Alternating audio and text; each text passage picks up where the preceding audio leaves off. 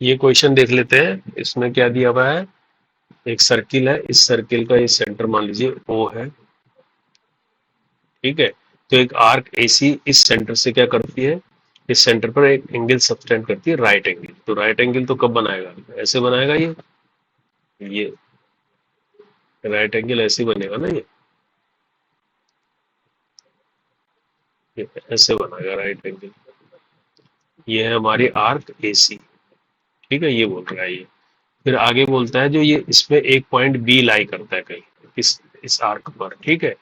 ये क्या करता है, इस पूरे एसी आर को डिवाइड करता है A B upon B C के फॉर्म में, है ना। और उसका रेशो दिया है A B upon B C, यानी A B ratio B C दिया हुआ है हमको। कैसे डिवाइड करता है ये, 1:5 ऐसे डिवाइड कर रहा है ये पॉइंट बी, है ना। यानी इधर 1 है तो इधर 5 है, तो ये 90 डिग्री है। तो ये एंगल को कैसे डिवाइड करेगा, क्योंकि टोटल तो 90 है ना। यानी 1/6 इंटू 90 करेंगे तो ये कितना होगा, 15 डिग्री। यानी ये वाला हिस्सा 15 हो जाएगा, और ये 5/6 इंटू 90 करेंगे, है ना, तो ये 75 आ जाएगा। आ जाएगा नहीं आ जाएगा, तो कहने का मतलब टोटल 90 है ना, वैसे भी ये 15 हो गया तो बचा 75 ही, तो ये 75 डिग्री हो गया। ये ऐसे डिवाइड करेगा। और ये पूरा रेडियस है, ये भी आर है, ये भी आर है, ये भी आर है ना। अब बाकी फिर क्या दिया, वेक्टर दे रहा है ये, है ना। ओ सी वैक्टर पूछ रहा है, equal to alpha O A vector plus beta, ये भी ओ भी वैक्टर ही होगा, ठीक है, ओ भी वैक्टर। तो अब इसको करने के दो तीन तरीके हैं। सबसे बेस्ट तरीका है इसका, कॉम्प्लेक्स नंबर से इसको सोल्व करते हैं, है ना। दूसरा रोटेशनल मेथड भी है, लेकिन वो काफी लेंदी मेथड है। तो बेस्ट तरीका इसका है कॉम्प्लेक्स मेथड। अगर कॉम्प्लेक्स नंबर की थ्योरी आपको पता है, देखो उसमें क्या होता है, अगर मैं इसको एक्स एक्सिस मान लेता हूँ, है ना, तो ये जो है ओ ए जो है, ओ ए वेक्टर क्या एक्स एक्सिस के साथ क्या एंगल बना रहा होगा, जीरो, है ना। तो ओ ए वेक्टर एक्स एक्सिस के साथ क्या एंगल है इसका, एक्स एक्सिस के साथ इसका एंगल जीरो है, किसका, ओ ए का। और ओ बी का क्या होगा, 15 डिग्री। ओ बी 15 बना रहा है इस एक्सिस के साथ, और ओ सी क्या बना रहा है, पूरा 90 डिग्री। तो कहने का मतलब मैं ओ ए वेक्टर को अगर लिखना चाहूँ, तो ओ ए वेक्टर को मैं मान लीजिए Z1 मान लेता हूँ। तो इसको मैं लिखता हूँ REI इंटू जीरो, यानी थीटा मेरा जीरो है ना। ए आई थीटा होता है ना, ये ए आई थीटा, तो थीटा मेरा जीरो है यहाँ पर, है ना। तो इसी तरह से ओ भी मैं लिखूंगा, वो भी वेक्टर, तो मैं Z2 बोल देता हूँ। तो ये मैं क्या लिखूंगा, ये भी आ रही है, ई आई इंटू थीटा 15 डिग्री। 15 डिग्री को क्या लिख सकते हैं, 15 डिग्री को पाई की फॉर्म में लिखते हैं, तो पाई अपॉन 12 लिखा जाता है इसको, ठीक है। और इसी तरह से ओ सी वेक्टर को मैं बोल रहा हूँ Z3। तो Z3 हो जाएगा REI इंटू कितना होगा, ये पूरा 90 हो रहा है, 90 को पाई/12, पाई/2, पाई/2 होगा ना, 90 डिग्री, ठीक है। अब देखो ए आई थीटा को हम कैसे लिख सकते हैं कॉम्प्लेक्स फॉर्म में, कोस थीटा प्लस आई साइन थीटा, ये तो होता है। तो इसी को मैं अगर आगे लिखूंगा तो ये क्या हो जाएगा, आर कोस जीरो हो जाएगा ना, थीटा तो जीरो है, कोस जीरो प्लस आई साइन जीरो, ठीक है। तो इसको और फर्दर में सोल्व करूंगा, तो साइन जीरो तो जीरो, कोस जीरो 1, तो यानी ये आर निकलेगा, ठीक है। ठीक इसी तरह से इसको सोल्व करूंगा, तो ये आर आ जाएगा कोस पाई/12 प्लस आई साइन पाई/12। अब पाई/12 क्या होता है, कोस पाई/12 क्या होगा, पाई/12 का मतलब है 15 डिग्री, है ना, 15 डिग्री है। तो 15 डिग्री को हम कैसे निकाल सकते हैं, 45 माइनस 30, कोस 45 माइनस 30 करेंगे तो फार्मूला लगाएंगे, तो इसकी वैल्यू वैसे आप लोगों को याद भी होनी चाहिए। ये निकल आता है आपका, कोस 15 निकल आता है √3 प्लस 1/2√, ठीक है। इसी तरह से जो साइन 15 निकलता है साइन 50 निकलता है √3 - 1/2√2। ठीक है, अब निकाल भी सकते हो। 45 - 30 कर दो, कोस 45 - 30, कोस ए कोस बी प्लस साइन ए साइन बी, इस तरह से फार्मूला लगा के, इसी तरह साइन 45 - 30 का फार्मूला लगा के ये निकल आएगा तुम्हारा।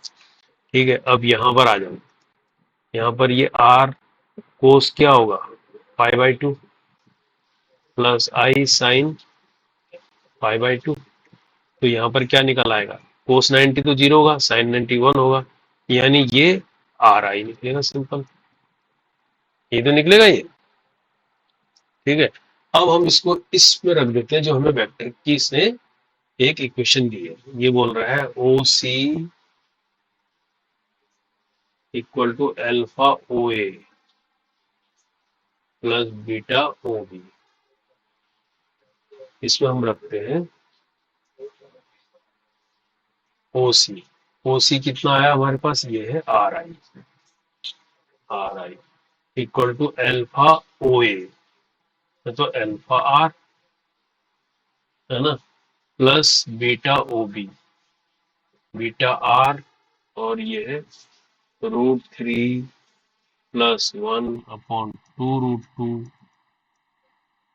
प्लस आई √3 - 1/2√2। अब क्या करना है, अब रियल और कॉम्प्लेक्स को कंपेयर करना है दोनों साइड, और आर आर तो कैंसिल हो जाएंगे पहले, और इसको थोड़ा सा सही ढंग से लिखा जाए तो ये क्या निकला, लिखा जाएगा I equal to alpha plus, इसको मल्टीप्लाई कर दो अंदर, तो बीटा √3 + 1/2√2। ठीक है, प्लस ये आ जाएगा बीटा आई √3 - 1/2√2। अब कंपेयर कर लो, तो इधर तो रियल वैल्यू 0 है, तो यानी ये वाला पोर्शन, यानी कंपेयर करेंगे तो अल्फा प्लस बीटा √3 + 1/2√2, ये किसके बराबर आएगा, 0 के बराबर आएगा, और आएगा कोएफिशिएंट 1 है, तो ये किसके बराबर आएगा, यहाँ से आ जाएगा बीटा √3 - 1/2√2, ये आ जाएगा 1। तो यहाँ से सबसे पहले ये बीटा निकल आएगा, बीटा इज इक्वल टू आ जाएगा 2√2/√3 - 1। इसको यहीं पर सोल्व भी कर सकते हैं, और फर्दर कैसे कर सकते हैं, इसको √3 + 1 और √3 + 1 से डिवाइड कर दो, तो ये बीटा क्या आ जाएगा, और थोड़ा क्लियर, 2√2 √3 + 1, और नीचे क्या हो जाएगा, a - b a + b, a² - b² होता है ना, तो 3 - 1/2, 2 आ जाएगा, 2 से 2 कैंसिल हो जाएगा, यानी √2 और √3 + 1, ये आ जाएगी इसकी वैल्यू, किसकी, बीटा की। ठीक है, अब हमें बीटा की वैल्यू को कहाँ रखना है, अल्फा निकालना है। अल्फा निकालना है भैया, अल्फा के लिए हम इधर आ जाते हैं, कोई दिक्कत तो नहीं है, यहाँ आ जाते हैं। तो यहाँ हमारे पास अल्फा प्लस बीटा, बीटा की वैल्यू हो गई √2 और ब्रैकेट में √3 + 1, और ये फिर √3 + 1 ये है अपॉन 2√2 इक्वल टू 0। अब √2 से देखो, √2 कट जाएगा, है ना, तो और √3 + 1 का होल स्क्वायर हो जाएगा, तो इसको मैं खोल देता हूँ, तो ये कितना आ जाएगा, √3, 3 का 3 हो जाएगा, प्लस 1 का स्क्वायर 1 ही होगा, प्लस 2√3 अपॉन 2 आएगा इक्वल टू 0। यहाँ 3 1 क्या होगा, 4, और इधर भी 2 है, 2 कॉम आ जाएगा, तो अल्फा प्लस क्या आ जाएगा, 2 + 2 2 जा 4 हो गया ना, 2 + √3 इक्वल टू 0। यहाँ से अल्फा क्या आ जाता है, इस तरफ चला जाएगा, -2 -√3, तो ये अल्फा आ गया, ये बीटा आ गया। अब इसको हमने अल्फा बीटा मिल गया हमारे पास, है ना, तो हमने अपनी इक्वेशन में रखना है, जो हमें निकालना क्या है, अल्फा प्लस, यहाँ निकाल देता हूँ मैं आपके लिए, यहाँ निकालना है अल्फा प्लस 2 √3 - 1 और बीटा, है ना।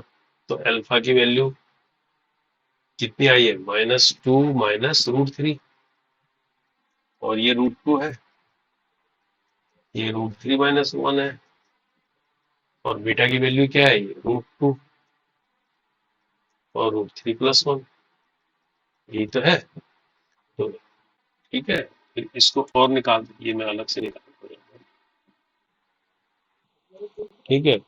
तो ये देख लीजिए, -2 -√3,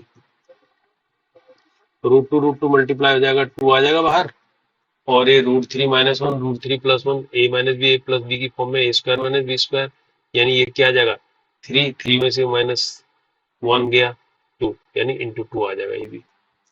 तो ये फर्दर करेंगे तो -2 -√3 + 4, 4 में से 2 गया, कितना आ गया 2, यानी 2 -√3